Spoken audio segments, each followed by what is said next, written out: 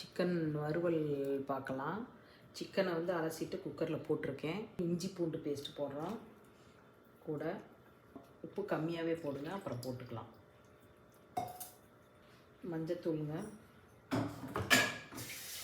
Chicken பாருங்கள், எதுவுமே இல்லை.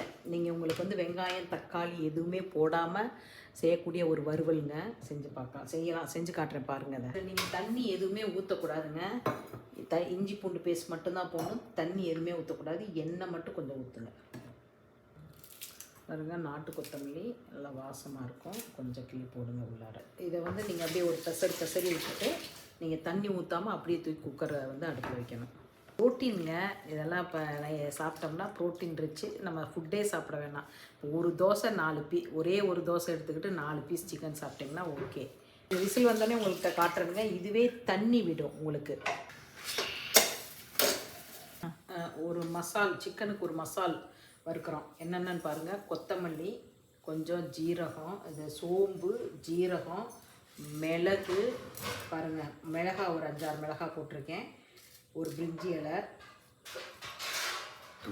பாருங்கள். ஏலக்காய், பட்டை, கிராம்பு. மிளகு கொஞ்சம் கூட்டி போட்டுக்குங்க, அப்போ தான் டேஸ்ட்டாக இருக்கும். மிளகாய் கொஞ்சம் குறைச்சிக்குங்க. லேசாக வறுத்துட்டு அரைச்சிக்கலாங்க. அரைச்சி போட்டிங்கன்னா ஃப்ளேவர் நல்லாயிருக்கும், வாசமாக இருக்கும், ஃப்ளேவர் நல்லா இருக்குங்க. இதுக்கு உங்களுக்கு வெங்காயம் உரிக்க வேண்டிய வேலை இல்லைங்க, தக்காளி போட வேண்டிய வேலை இல்லை, அதெல்லாம் எதுவுமே போட வேண்டாங்க. சிக்கன் சுக்காங்கோய், சிக்கன் சுக்கா, இதுக்கு பேர் சிக்கன் சுக்கா. ஆறட்டுங்க. ஆறிட்டு அரைச்சிட்டு எப்படி நான் உங்களுக்கு ப்ரிப்பேர் பண்ணுறேன்னு காட்டுறேங்க.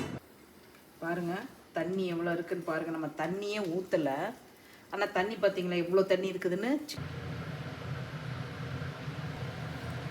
பாருங்கள், எண்ணெய் ஊற்றிருக்கேன். இந்த மசால் பாருங்கள், அரைச்சி வச்சுருக்கேன். வறுத்த மசாலா அரைச்சி வச்சுருக்கேன். பவுடரை போடுறோம். எண்ணெயில் லேசாக ஒரு பொரிக்கு வதக்கி விட்டுட்டு பாருங்கள், சிக்கன் எடுத்து உள்ளே ஊற்றியாச்சு. சிக்கன் எடுத்து உள்ளே ஊற்றியாச்சு, தண்ணியோடு ஊற்றியாச்சு. நீங்கள் வேணுன்னா இந்த இதை கூட எடுத்து வைக்கலாம், ஸ்டாக்கு. எப்படி இருக்குதுன்னு பாருங்கள்.